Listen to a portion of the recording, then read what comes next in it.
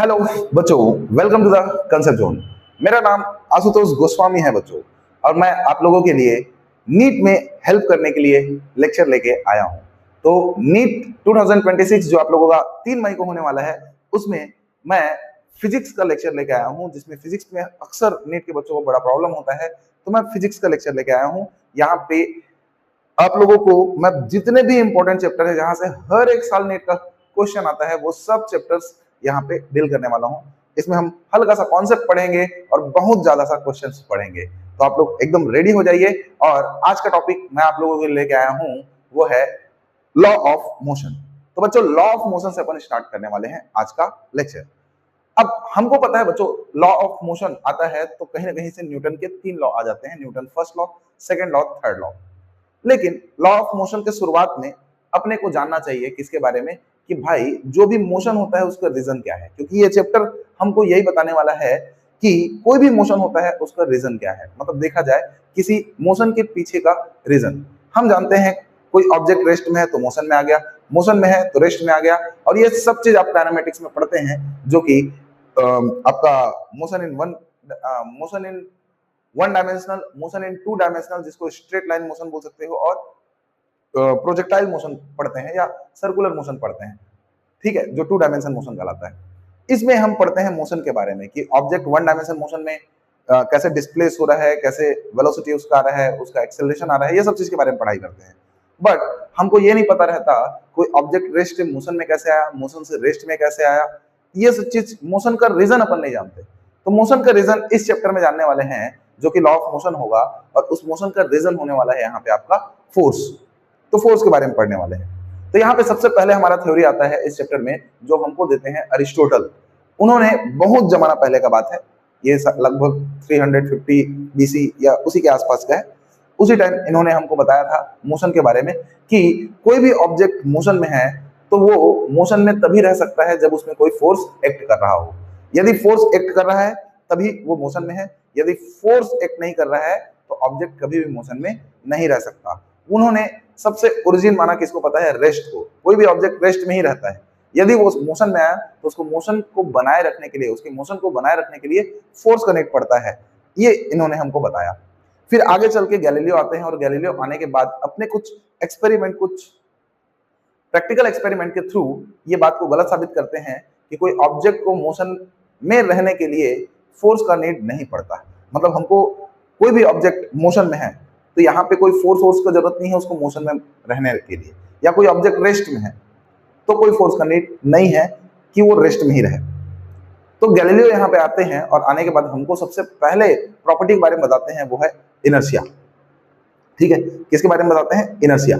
तो इनर्शिया क्या है, तो इनर्शिया हम जानते हैं, इनर्शिया एक ऐसा प्रॉपर्टी है किसी ऑब्जेक्ट का जिसके कारण वो ऑब्जेक्ट अपने स्टेट में चेंज होने को रेजिस्ट करता है। अब स्टेट क्या है, अब देखो बच्चों, स्टेट 2 टाइप का हो सकता है।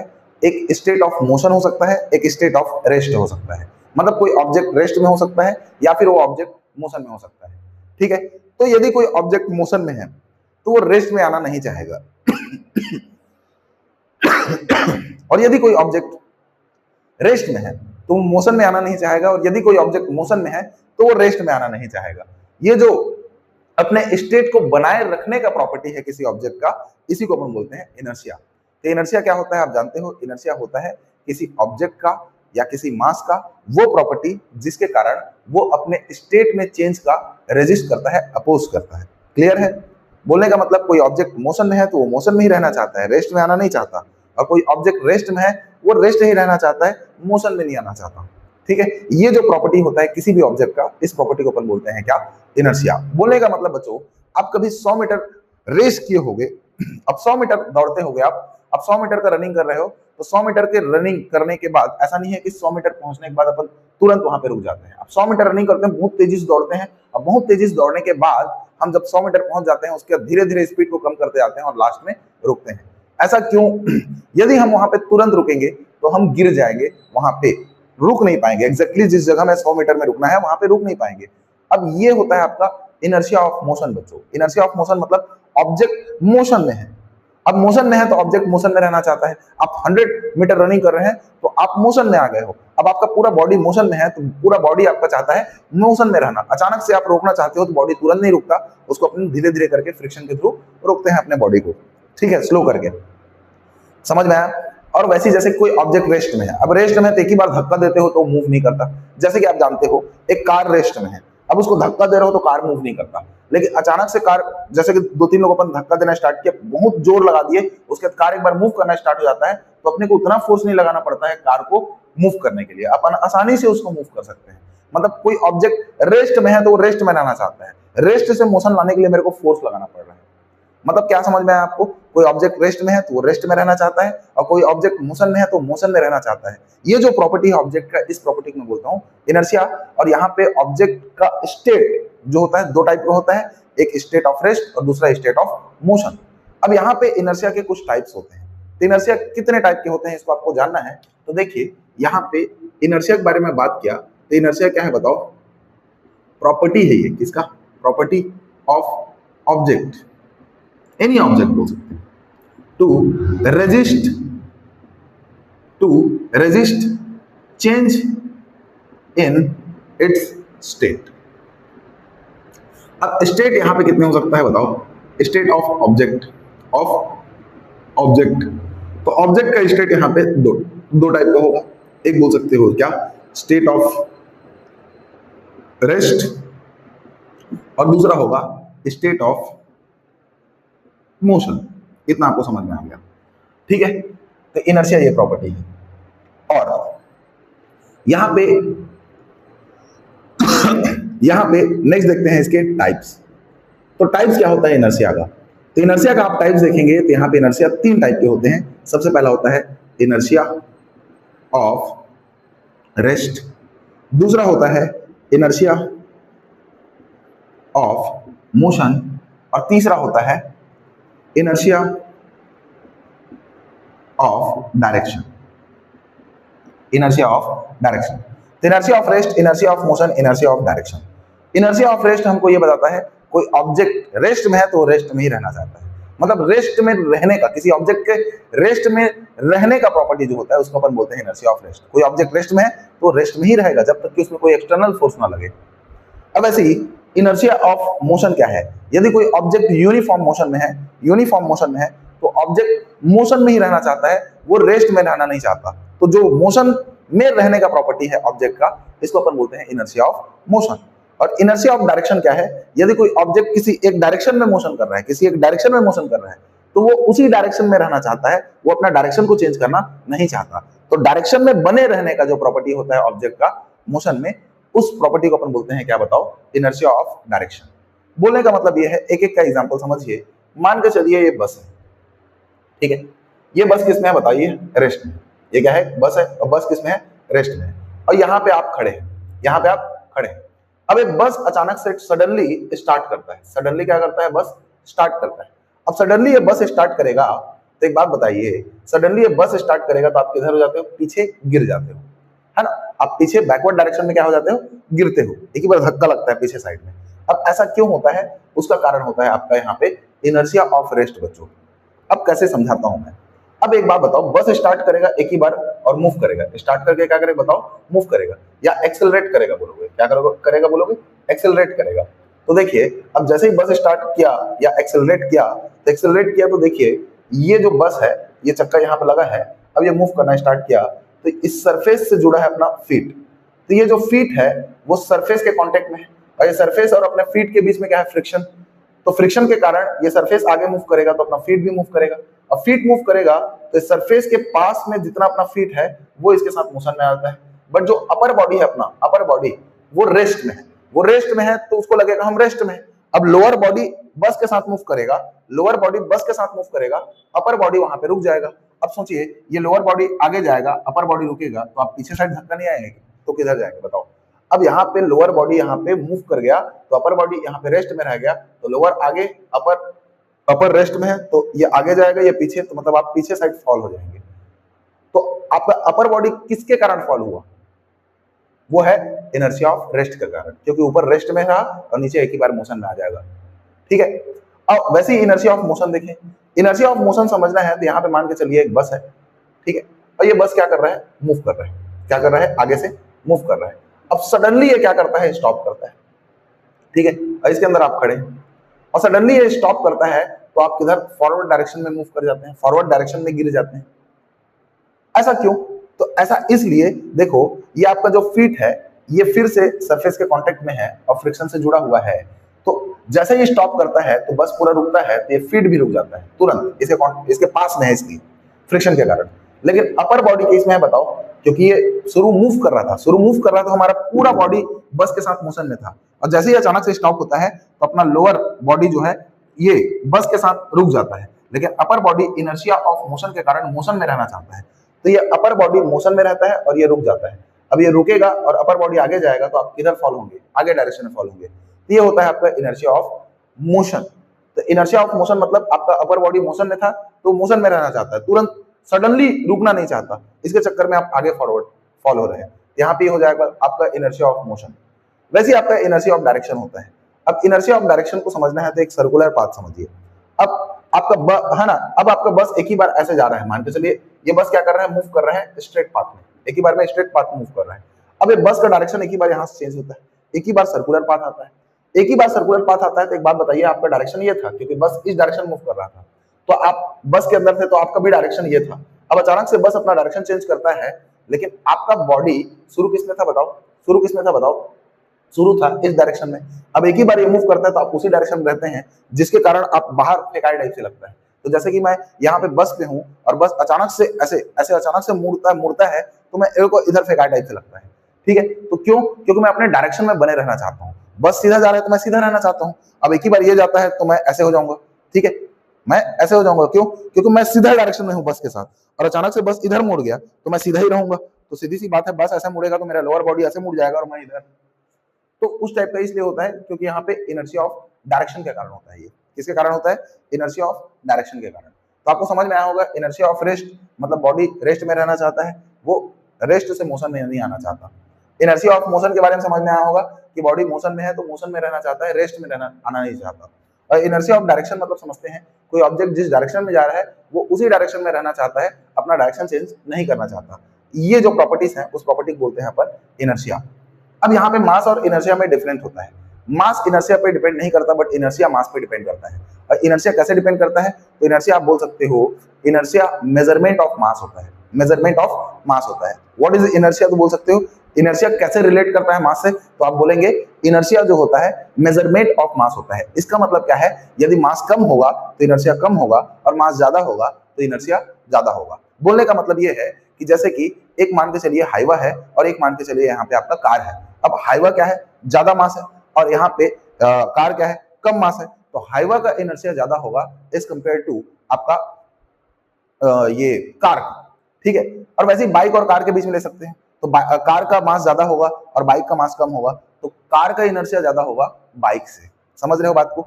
बोलने का मतलब ये है कि आपको मूव करना है। देखो बाइक और कार दोनों रेस्ट में है, अब बाइक का मास कम है, कार का मास ज्यादा है, इसलिए कार का इनर्शिया ज्यादा होगा, बाइक का इनर्शिया कम होगा। अब आप धक्का लगाते हैं, आप धक्का लगाते हैं तो बाइक आसानी से मूव कर जाएगा, बट कार आसानी से मूव नहीं करेगा। इसका कारण क्या है? क्योंकि कार का इनर्शिया ज्यादा है तो वो रेजिस्ट करेगा मोशन में आने को, तो तत्काल मोशन में वो नहीं आएगा, ज्यादा टफ होगा, ज्यादा फोर्स लगेगा उसको मोशन में लाने के लिए। बट बाइक का इनर्शिया कम है तो उसमें मैं ज्यादा फोर्स नहीं लगाऊंगा एज कंपेयर टू कार, वो मूव कर जाएगा। समझ रहे हैं आप बात? तो आपको समझ में ये बात आया होगा। तो आपको क्या समझ में आया? इनर्शिया क्या है? Inertia is a measurement of mass. जिसका मास ज्यादा होगा उसका इनर्शिया ज्यादा होगा, जिसका मास कम होगा उसका इनर्शिया कम होगा। क्लियर है बात? ओके। अब मैं आगे आपसे बात करूंगा किसके बारे में? फोर्स के बारे में। किसके बारे में? फोर्स के बारे में। अब देखो बच्चों, यहां पे आता है बात आपका फोर्स का।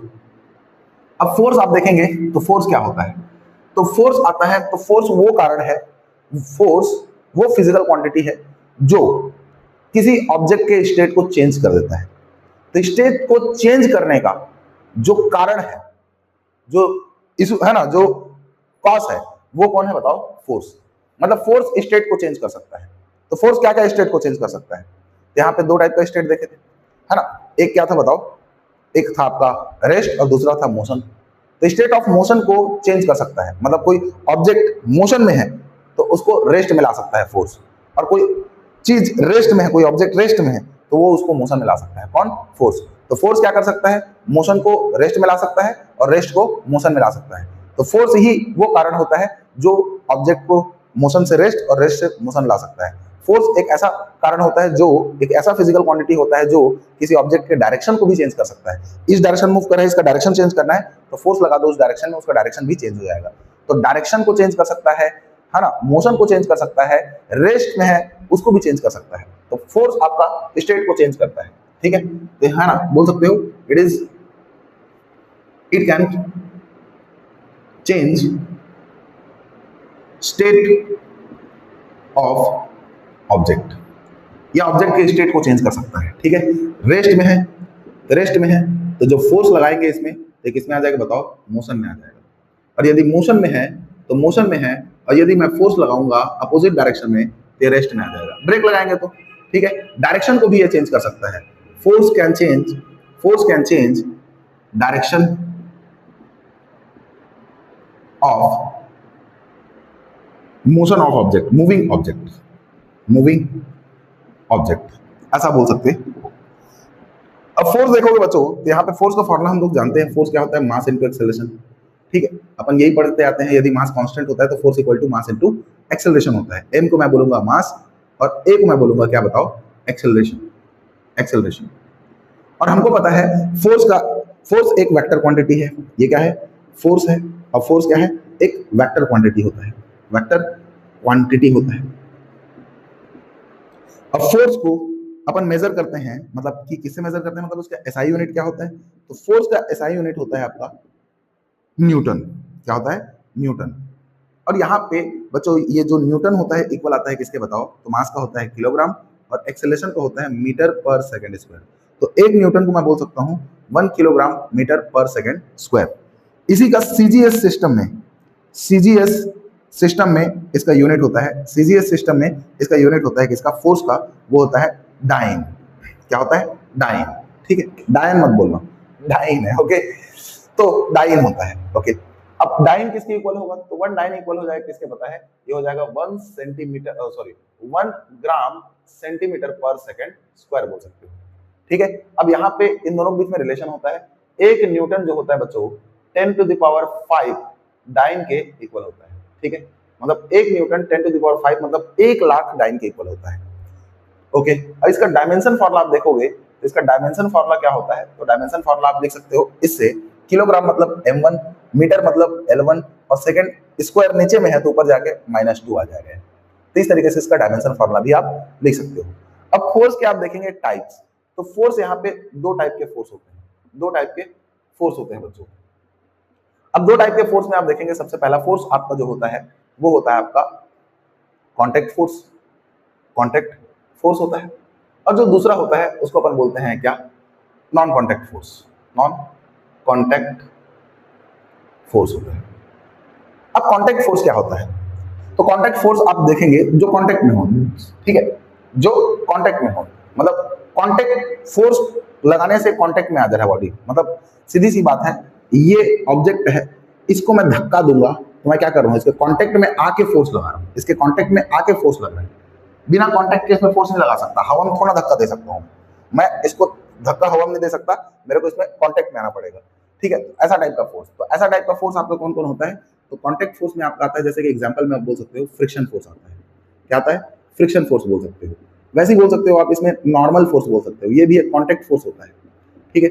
ऐसी टाइप का आप बोल सकते हो कि इसके बारे में स्प्रिंग फोर्स बोल सकते हो, और भी कई सारे हैं, एटीसी कर देते हैं यहाँ पे, ठीक है। तो फ्रिक्शन फोर्स क्या होता है? जब एक बॉडी दूसरे बॉडी के ऊपर में आता है तब फ्रिक्शन फोर्स एक्ट करता है, जब इनके बीच में कोई रिलेटिव मोशन होता है तब, ठीक है।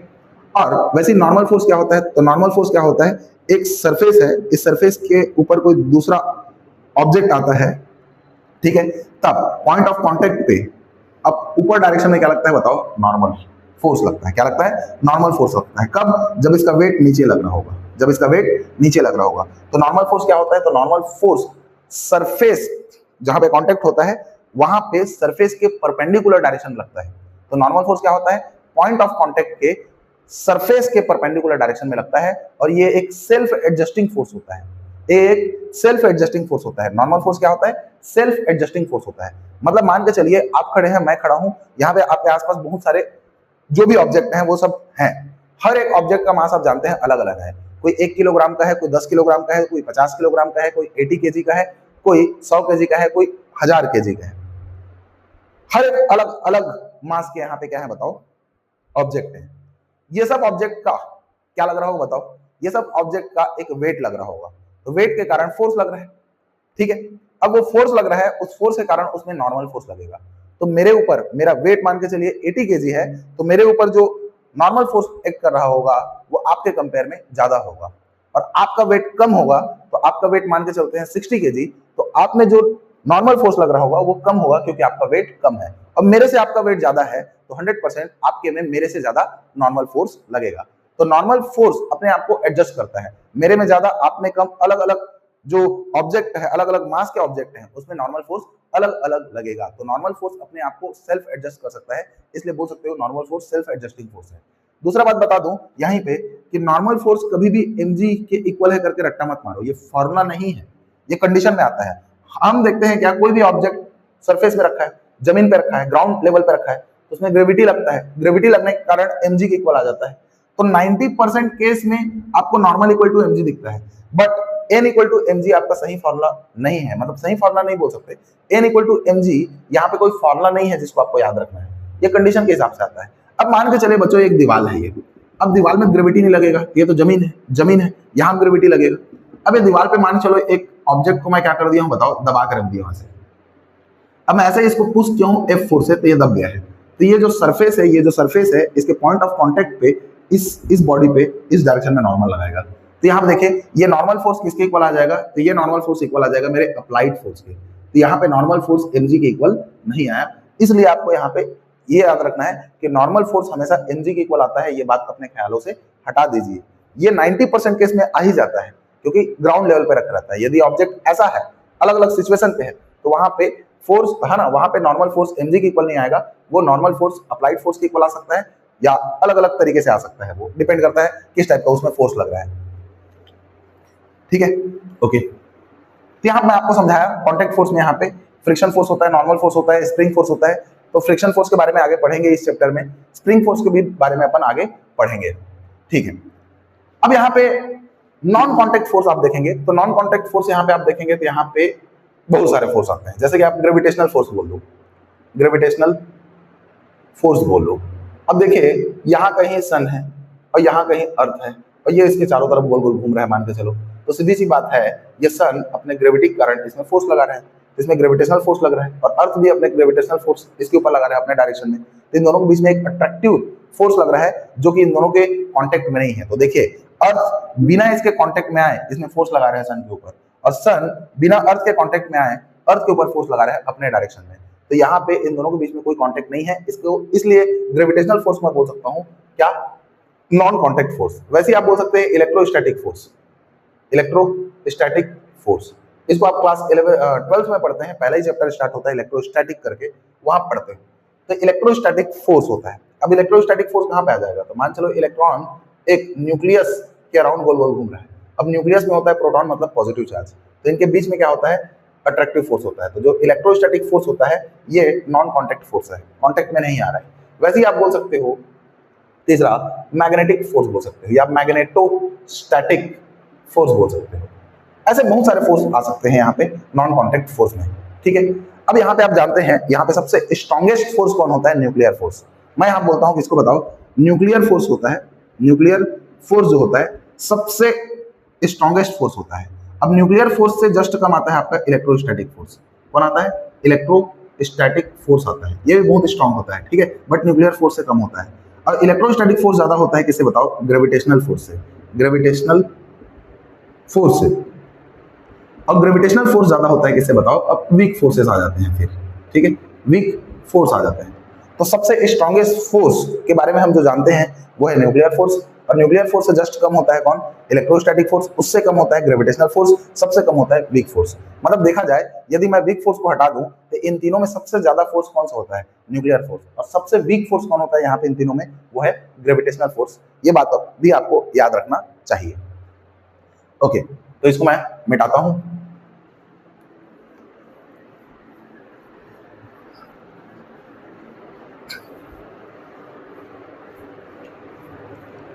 यहां पे हम फोर्स के बारे में देख लिए, ठीक है, तो फोर्स भी हमको समझ में आ गया। अब यहाँ पे आता है बच्चों न्यूटन्स का लॉ। किसका आता है? न्यूटन्स का लॉ। तो हमको गैलीलियो ने एक्सपेरिमेंट के थ्रू बताया इनर्शिया के बारे में, और अरिस्टोटल का बात को गलत साबित किया कि यहाँ पे कोई ऑब्जेक्ट मोशन में है तो उसको मोशन में रहने के लिए कोई फोर्स का नीड नहीं पड़ता है, वो अपने इनर्शिया के कारण मोशन में ही रहना चाहेगा, ठीक है। अब इसी के बेसिस पे यहाँ पे न्यूटन ने अपना 3 लॉ बनाते गया। तो गैलीलियो के इनर्शिया टॉपिक के से रिलेटेड एक लॉ दिया जिसको अपन बोलते हैं न्यूटन्स फर्स्ट लॉ, जिसको लॉ ऑफ इनर्शिया भी अपन बोलते हैं। तो लॉ ऑफ इनर्शिया किसने दिया अपने को? न्यूटन ने दिया, ठीक है। तो law of inertia, first law of inertia हमको ये बात बोलता है क्या? यदि नेट फोर्स किसी ऑब्जेक्ट में 0 लगता है, यदि नेट फोर्स किसी ऑब्जेक्ट में 0 लगता है, तब वो ऑब्जेक्ट अपने स्टेट में रहेगा, अपने स्टेट को चेंज नहीं करेगा। क्लियर है बात? मतलब ये मैं बोल रहा हूं, if net force acting on object is 0 then object remains in its state of motion और स्टेट ऑफ रेस्ट। यदि स्टेट ऑफ मोशन में है ऑब्जेक्ट तो स्टेट ऑफ मोशन में ही रहेगा, और स्टेट ऑफ रेस्ट में है तो ऑब्जेक्ट स्टेट ऑफ रेस्ट में ही रहेगा, ठीक है। कब? जब उसमें नेट फोर्स 0 लग रहा होगा। यदि उसमें फोर्स लगेगा तो सीधी सी बात है उसका स्टेट चेंज हो सकता है। ब्रेक लगने से ऑब्जेक्ट रुक जाएगा और एक्सेलरेशन लगने से ऑब्जेक्ट और स्पीड से भाग जाएगा। मेरा बोलने का मतलब क्या है? फर्स्ट लॉ अपने क्या बोलता है? किसी ऑब्जेक्ट में नेट फोर्स 0 लगता है, किसी ऑब्जेक्ट में नेट फोर्स 0 लगता है, तब वो ऑब्जेक्ट रेस्ट में है तो रेस्ट में रहेगा, मोशन में है तो मोशन में रहेगा। ये फर्स्ट लॉ ऑफ मोशन अपने को बोलता है। तो इसका एग्जांपल आप जानते हो, जैसे कि यहाँ पे क्या है बताओ? एक टेबल है। ये क्या है? एक टेबल है, और टेबल के ऊपर रखा है क्या बताओ? यहाँ पे एक बुक रखा है। ये क्या है बताओ? बुक। अब एक बात बताओ, बुक का कुछ मास होगा जिसके कारण ये नीचे डायरेक्शन में इस टेबल पे, ये बुक जो होगा इस टेबल पे नीचे डायरेक्शन में क्या लगाएगा बताओ? mg फोर्स लगाएगा। और mg फोर्स लग रहा है इसलिए ये टेबल भी इसके ऊपर एक फोर्स लगाएगा जिसको मैं बोलूंगा नॉर्मल फोर्स। तो यहाँ पे जो नॉर्मल रिएक्शन है वो किसके इक्वल आ जाएगा बताओ? mg के आएगा इक्वल, ठीक है। एक बात बताओ, क्या ये बुक टेबल के नीचे गिर रहा है? नहीं। क्या ये टेबल इसको धक्का देकर ऊपर फेंक दे रहा है? नहीं। हम टेबल पे देख रहे हैं, टेबल पे बुक रखा हुआ है, आराम से रेस्ट में है। इसका मतलब क्या है बताओ? इसका मतलब नॉर्मल और mg इक्वल है। इसका मतलब क्या है? इसके ऊपर नेट फोर्स कितना लग रहा है बताओ? 0। इसमें नेट फोर्स क्या लग रहा है? 0। और इसमें नेट फोर्स 0 लग रहा है तो सीधी सी बात है इसका स्टेट चेंज नहीं होगा, इसका स्टेट चेंज नहीं होगा, ठीक है। इसका मतलब यहाँ पे न्यूटन फर्स्ट लॉ का ये एग्जाम्पल हो गया आपका। क्लियर है बात? एक बात याद रखिएगा, यहाँ पे n इक्वल टू mg है इसलिए ये रेस्ट में है बोलोगे तो गलत है। इसमें नेट फोर्स 0 है, इसमें नेट फोर्स 0 है, इस कारण ये रेस्ट में है बोलोगे तो गलत है। बच्चों ये बोल सकते हो ये ऑब्जेक्ट रेस्ट में है इसलिए नेट फोर्स 0 है। बोलने का मतलब उल्टा मत बोल देना।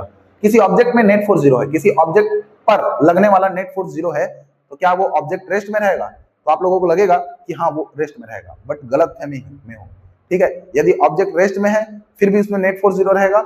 यदि ऑब्जेक्ट यूनिफॉर्म मोशन में है, मतलब कांस्टेंट स्पीड से चल रहा है, फिर भी उसमें नेट फोर्स क्या होगा बताओ? 0। तो यहाँ पे नेट फोर्स 0 है, इसका मतलब ये नहीं होता कि ऑब्जेक्ट रेस्ट में है कि मोशन में है।